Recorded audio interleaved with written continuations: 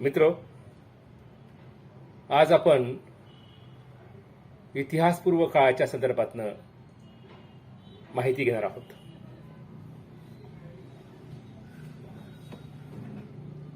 इतिहासाचं विभाजन आपण जसं प्राचीन काळ, मध्ययुगीन काळ आणि आधुनिक काळ असं करतो, परंतु या काल विभाजनाला वेगवेगळ्या प्रकारे करता येतं किंवा केले जातं इतिहासामध्ये. जसं की इतिहास नेमका जेव्हा सुरू झाला त्याला म्हणायचं इतिहास काळ. इतिहास सुरू झाला नव्हता त्याला इतिहासपूर्व काळ, किंवा इतिहासपूर्व काळ आणि इतिहास काळ याच्यामध्ये प्रोटो हिस्ट्री, आद्य इतिहास काळ असं हे आपण म्हणतो. Pre history, proto history and history period असं आपण याला विभाजन करतो. मित्र, पर हिस्ट्री पिरियडमध्ये आपल्याला पर्टिक्युलरली एखाद्या व्यक्तीचं किंवा एखाद्या स्त्रीचा अभ्यास करता येत नाही. त्याचं कारण आहे की आपल्याला त्या काळात त्या पर्टिक्युलर व्यक्तीच्या संदर्भातली माहिती देणारं एक काही कुठले साधन उपलब्ध होत नाही. आपल्याला संपूर्ण समूहाचा अभ्यास करावा लागतो. त्या संपूर्ण समूहाच्या संदर्भातल्या घडणाऱ्या साधनं आपल्याला उपलब्ध आहे, त्याच्या आधारावरती आपल्याला त्याचं सिद्धांतन मांडावं लागतं. आद्य इतिहास काळामध्येही तसंच आहे. काही आपल्याला कालखंडाचे ताम्र युग, ज्याला आपण म्हणतो ताम्र पाषाण युग असं म्हणतात, की पाषाण युगाच्या नंतर आलेलं ताम्र युग आहे. तिथे काही संस्कृती निर्माण झालेली आहे, जशी सिंधू संस्कृती आहे, मेसोपोटेमियस संस्कृती आहे. याचा आपल्याला अभ्यास करता येतो, पण ते एकांगीपणे एका व्यक्तीच्या संदर्भाने अभ्यास न करता ते संपूर्ण संस्कृतीच्या संदर्भाने अभ्यास करता येतो आपल्याला. म्हणून त्याला आपण आद्य इतिहास काळ किंवा प्रोटो हिस्ट्री आपण म्हणतो. आणि इतिहास काळ ज्या वेळेला येतो त्याला आपण पर्टिक्युलरली एखाद्या समूहाचा, एखाद्या समाजाचा, एखाद्या व्यक्तीचा, एखाद्या राजाचा असाही आपण अभ्यास करू शकतो. म्हणून त्याला इतिहास काळ असं म्हणतो. मित्र, प्रागैतिक काळ असं याला म्हणलं जातं, पूर्व इतिहास काळाला. हे प्रागैतिक काळामध्ये आपण आश्मयुगाच्या संदर्भातली माहिती घेत असतो. तुम्हाला माहिती आहे की आपण चार्ल्स डिक्सनच्या सिद्धांताला मान्यता देतो की थिअरी ऑफ इव्होल्युशन, की इव्होल्युशन घडलं आणि एकपेशीय प्राण्यापासून प्रगती होत होत होत होत आजचा आधुनिक मानव म्हणून आपण निर्माण झालो असं आपण मानतो. या गोष्टीला आपल्याला पूर्णपणे इतिहासामध्ये मान्यता प्राप्त झालेली आहे. तर हे इव्होल्युशन कशाच्या आधारावर होतं की नॅचरल सिलेक्शन आणि म्युटियस निर्माण, नवनिर्मितीची क्षमता प्राण्यांमध्ये यातून होतं. सरपटणाऱ्या प्राण्यांना हात फुटले, हात फुटलेला प्राणी झाडावर चढायला लागला, झाडावर चढणारा प्राणी नंतर वृक्षावर राहायला लागला, जमिनीवर राहायला लागला, त्यांनी आपली प्रगती केली असं आपण म्हणतो. त्यातून आपण असं एक गोष्ट आहे की माणसाची प्रगती होत गेली. एप्स नावाच्या वानरापासून माणसाची निर्मिती झाली असं आपण म्हणतो. या एप्सला जे आहेत तर शेपूट नव्हतं, तो मनुष्य प्राण्यासारखा विकसित होण्याच्या लायकीचा प्राणी होता. नंतर आपण म्हणतो याच्यापासून ऑस्ट्रेलियन मध्ये एक पेशी सापडली. सगळ्यात पहिले मानव जातीचं एक सांगडा सापडला, त्याला ऑस्ट्रियोक्रस नावाचे व्यक्ती म्हणून आपण मान्यता देतो. त्यानंतर हेमो इरेक्टस, नंतर हेमो नेदरलँडियन म्हणजे नेदरलँडमध्ये सापडलेला प्रकार, आणि नंतर आज आपण जी मानव बघतो तो होमो सेपियन पासून निर्माण झाला. आणि भारतीय मानव जो आहे अँथ्रो रामदास कार्डिओबा या प्रकारच्या जो हाडाचा सांगडा भारत त्याच्यामध्ये सापडला, त्यातून भारतीय मानवाची निर्मिती झाली असं आपण म्हणतो. मित्र, फार पूर्वी असं म्हणलं जातं की पृथ्वी म्हणजे सूर्यकुळ हा सूर्य एकच एक ग्रह होता. या ग्रहाच्या बाजूने, सूर्याच्या बाजूने, सूर्यापेक्षाही जास्त शक्तिशाली असा तारा त्याच्या बाजूने गेला प्रवास करून, आणि त्यातून सूर्याचा काही भाग बांगडीच्या आकारामध्ये तुटल्या गेला आणि तो भाग नंतर त्या ताऱ्याच्या पाठीमागे न जाता सूर्याच्या गुरुत्वाकर्षण शक्तीमुळे तो सूर्याच्या भोवतीच फिरायला लागला आणि त्यातून त्या ग्रहाची तुकडे तुकडे झाले आणि मग त्यातून बुध, मंगळ, पृथ्वी, शुक्र, शनी, प्लेटो, नेपच्यून अशा ग्रहांची निर्मिती झाली. उपग्रहांची, चंद्रासारख्या उपग्रहांची निर्मिती झाली आणि मग पृथ्वीवरती कालांतराने जीवन प्रारंभ व्हायला सुरुवात झाली आणि मानवाची निर्मिती झाली असं म्हणतो. हा प्रागतिक काळ जो आहे की ज्या काळामध्ये दगडाच्या हत्याराचा वापर होतो त्या कालखंडाला पुराण पाषाण युग असं म्हणलं जातं. या काळामध्ये जो होमो सेपियन मानव आहे तो केवळ भटकंती करत होता आणि दगडापासून बनलेल्या हत्याराचा तो वापर करत होता. हा कालखंड सर्वसाधारणपणे आपल्याला इसवी सन पूर्व 50,000 ते 10,000 पूर्वी असं मानण्यात येतं. त्यानंतर मानवाने थोडी प्रगती केली आणि त्याचे जे दगडाचे हत्यार होते त्याला आधुनिक चांगल्या पद्धतीनं त्याला कोरायला किंवा चांगल्या पद्धतीनं त्याला धार लावण्याची कला त्यांनी अवगत केली. लाकडाचे हत्यार, हाडाचे हत्यार त्याला अधिक चांगल्या शार्प पद्धतीनं किंवा कवट्या असतील किंवा नारळाचे हे असतील याच्या संदर्भाने पाणी भरण्यासाठी उपयोगात येणारे भांडे तयार करण्याची एक निसर्गापासूनच निर्माण झालेले भांडे त्याला एक आकार देण्याची कला शिकली आणि त्याला आपण मध्य पाषाण युग म्हणतो. ते इसवी सन पूर्व 10,000 ते 8,000 असं मानलं जातं. नंतर अजून त्याच्यामध्ये प्रगती होत गेली. लोकांचं संघटन निर्माण झालं, चित्रकला ते करायला लागले, समूहात राहायला लागले. काहीतरी विशिष्ट प्रकारच्या अग्नीचा शोध तर आधीच लागला होता. त्यातून एक विशिष्ट प्रकारच्या कला, गाणं, आवाज, वेगवेगळ्या आवाजातून, ध्वनीतून एक भाषा एक निर्माण व्हायला सुरुवात झाली. काहीतरी लिहायला ते शिकले. ती लिपी कुठली काय त्याचा काही शोध आतापर्यंत लागला नाही. त्याला आपण नव पाषाण युग म्हणतो. ते इसवी सन पूर्व 800 ते 1000 वर्षापर्यंत आपण मानतो. आता ह्या सर्वसाधारणपर्यंत पुराण पाषाण युगाची जी 3 कालखंड आहेत. आता पुराण पाषाण युगाचे ही 3 कालखंड होतात बरं का. इसवी सन पूर्व 2500, 2500 ते 1,00,000 वर्ष एवढा हा याचा मोठा विस्तारित असा कालखंड आहे. म्हणजे ज्यावेळेला अगदी प्रारंभिक अवस्थेमध्ये माणूस फक्त दगडांचं आणि मृत मांस भक्षण आणि काही छोट्या मोठ्या प्राण्यांची शिकार करून तो जगत होता. प्राण्यांसारखा तो एक प्राणीच होता. त्याला मनुष्य असं आपण म्हणू शकत नाही. तो एक प्राणीच होता. आपण आजही प्राणीच आहोत, परंतु आज आपण प्रगत झालोय. आज आपण आधुनिक जगामध्ये जगतोय, परंतु तो त्या काळात केवळ दगडाच्या हत्याराचा वापर करून अगदी प्राण्यांच्या लेवलचं जीवन तो जगत होता. त्याला आपण म्हणू शकतो. मध्य पुराण पाषाण युग हे 1,00,000 वर्ष ते 40,000 वर्ष टिकलं. उत्तर पुराण पाषाण युग हे 40,000 वर्ष ते 10,000 वर्ष टिकलं. आता आपण पुराण पाषाण युगाच्या काळामध्ये काय बघतो तर मानव चतुष्कोणी दगडी हात कुऱ्हाड वापरत होता. पुढील काळामध्ये हात कुऱ्हाडले त्यानं दगडानं तासून घेतलं. त्या कुऱ्हाडीला तो लाकडाचा एक दांडा लावण्याची कला तो अवगत केली त्यांनी आणि ती कला अवगत करून तो छोट्या मोठ्या प्राण्यांची शिकार करायला लागला. आता ह्या पुराण पाषाण युगामध्ये आपण बघतो की अति विशाल प्राणी आहेत.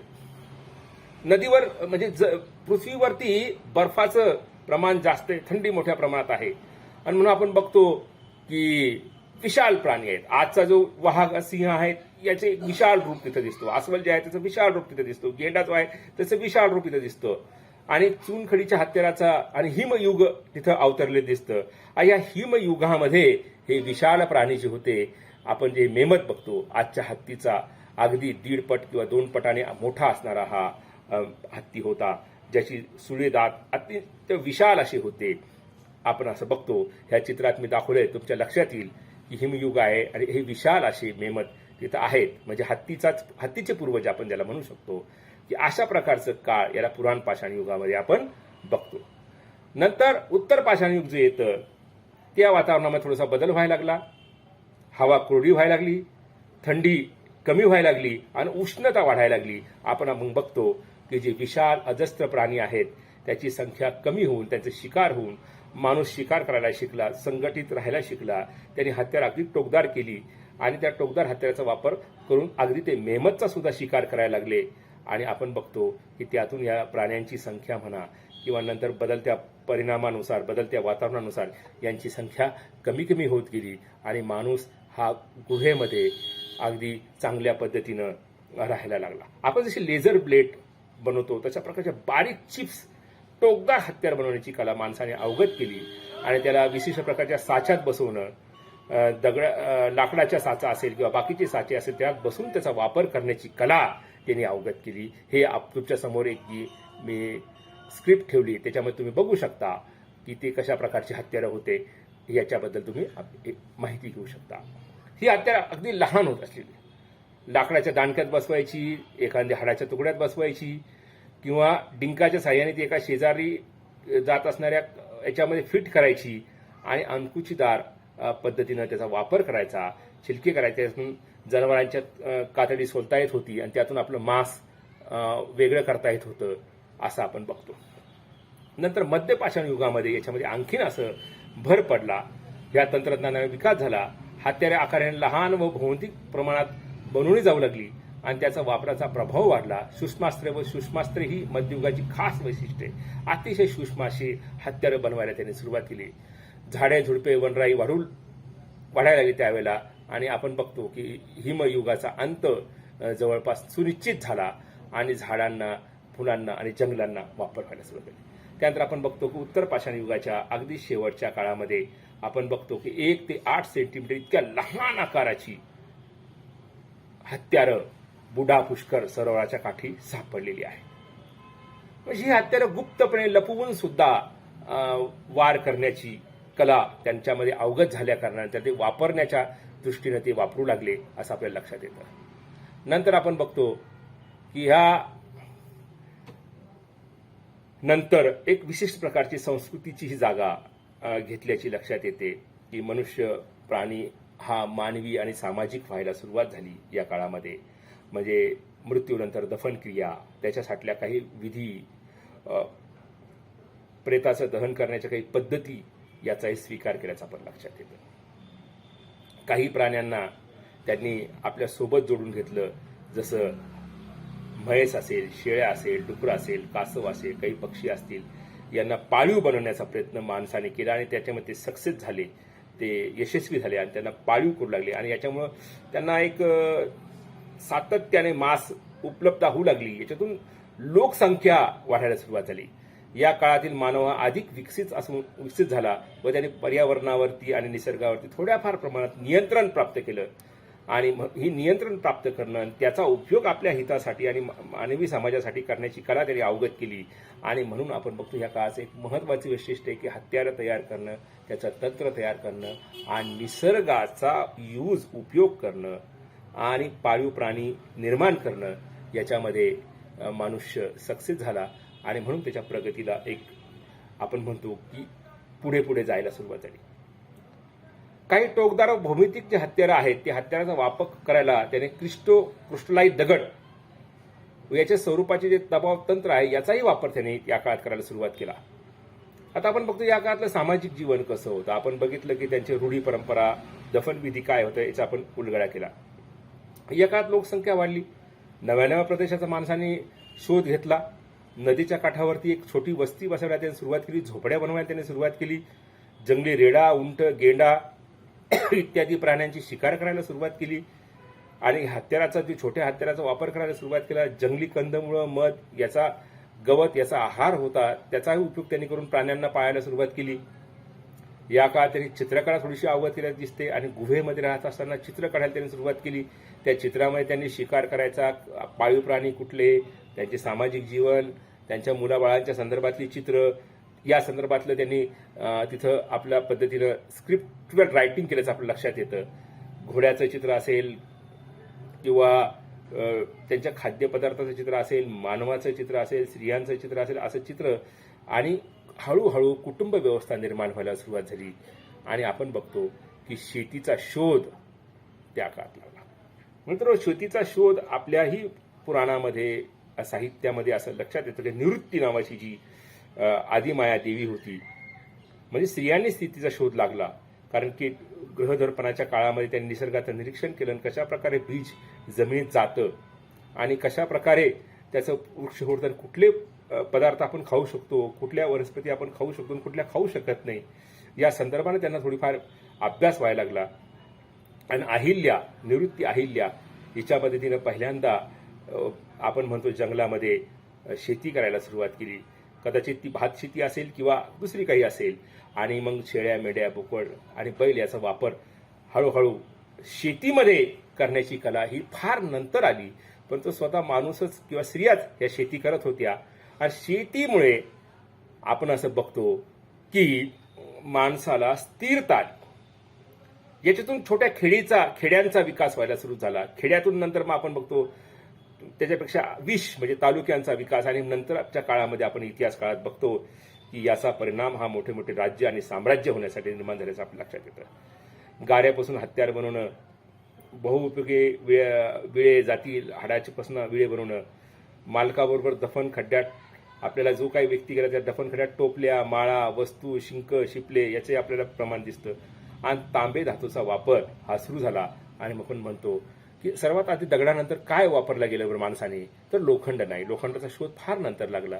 आधी तांब्याचा शोध आणि तांब्याच्या पद्धतीचे हत्यारं आपण म्हणतो. आपण बघतो की जो सिंधू संस्कृतीमध्ये आपल्याला बहुतांशी तांब्यांची हत्यारे जास्त सापडतात. कॉपर ज्याला आपण म्हणतो, ताम्र पाषाण युगामध्ये ताम्र आणि याचे वापर करतात. नंतर आर्य वैदिक संस्कृतीमध्ये आपल्याला लोखंडाचा वापर दिसल्याचे आपल्याला चित्र येतात. म्हणजे गोलाकार निवासस्थाने, गहू, बार्ली, जवळ धान्याचा वापर, पस्तर चित्रे, धार्मिक श्रद्धांचा, देवदेवताचा उगम अशा प्रकारे सुरू झाल्याचं दिसतं. आणि आश्मिकून संस्कृती जी आहे त्या संस्कृतीमध्ये सहजीवन व कुटुंब कल्पना निर्माण झाल्यात. शिकारीसाठी हत्यारं निर्माण झाली. हे शिकार करण्याचं काम पुरुषांकडं, कंदमुळं, फळं गोळा करण्याचं काम स्त्रियांकडं, शेतीचं काम स्त्रियांकडं, अशा प्रकारची विभागणी झाली. आणि यातून मानवी समाजाच्या प्रगतीला सुरुवात झाली. हे बघा, मी तुमच्या समोर त्या काळातल्या म्हणजे गुहेतून माणूस बाहेर आला आणि स्वतःच्या हाताने विटा आणि दगड, माती आणि गवत वगैरे याचा वापर करून आपल्यासाठी कुशल अशा प्रकारची घरं, ज्याला आपण म्हणतो झोपड्या किंवा घरं निर्माण करण्याची कला त्याने शिकला, हे आपल्या लक्षात येतं. आणि नंतर या निवासस्थान त्यांनी का बनवले, कारण निवासस्थान ऊन, वारा, थंडीपासून संरक्षण करण्याची जी गरज होती. त्यांनी साठवलेले अन्न, धान्य याला तिथे सुरक्षित ठेवण्याची गरज होती किंवा होणारे त्यांच्या लेकराबाळांचं पोषण व्हावं म्हणून. आणि जनसंख्या ही विस्तारित होण्याचं होत होतं, कारण की त्यांना अन्नधान्य एका ठिकाणी साठवायची कला अवगत झाल्या कारणानं हे आपण लक्षात येते. बघा, तांब्याचं इथे वस्तू बनवण्याची लक्षात येते, एक भांडं, पॉट तयार केल्याचं. नंतर हत्यार बघा तुम्ही तांब्याची बनवण्याची लक्षात येते. आणि तांबे, गारगोटी याची हत्यारं बघा तुम्ही तुमच्यासमोर. मी एक स्क्रीन ठेवलेली आहे, त्याच्यामुळे तुम्हाला लक्षात येतं. आणि आपण बघतो हे चित्र आहे, अन्नपदार्थ गोळा करणारी पाटावर म्हणता चुलीचा वापर सुरू झाल्याचं दिसतं.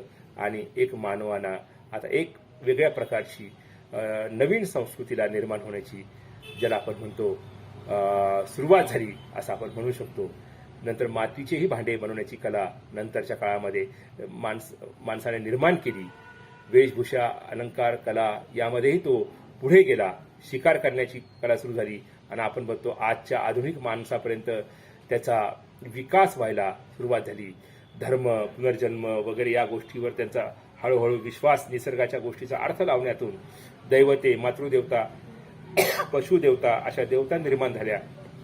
आणि त्याच्या पूजा करण्याची त्यांच्या विषयी त्यांना माहिती निर्माण झाली. जन्ममृत्यूविषयी काही रहस्याचा शोध घेण्याचा त्यांनी प्रयत्न करून मग त्यांनी दफन विधीच्या संदर्भातल्या वेगवेगळ्या विधी निर्माण केल्या. आणि आपण बघतो की ताम्रयुगामध्ये इसवी सन पूर्व 200600 ते 1500 या काळामध्ये बैल, म्हशी, गाय इत्यादी प्राणी पाळले जाऊ लागले. आणि याच्या मदतीनं सुद्धा शेती करण्याची कला त्यांनी अवगत केली. म्हणजे त्यांना मांस आणि शेती, दूध या गोष्टीची उपलब्धता सुरू झाली. मित्र हो, हे जे प्रकरण आहे याचा आपण अभ्यास इथं पूर्ण करत आहोत. म्हणजे इतिहासपूर्व काळाच्या संदर्भातनं तुम्हाला मी या लेक्चरमध्ये माहिती दिली. मला वाटतं ती तुम्हाला अधिक चांगल्या पद्धतीनं समजली असेल. धन्यवाद.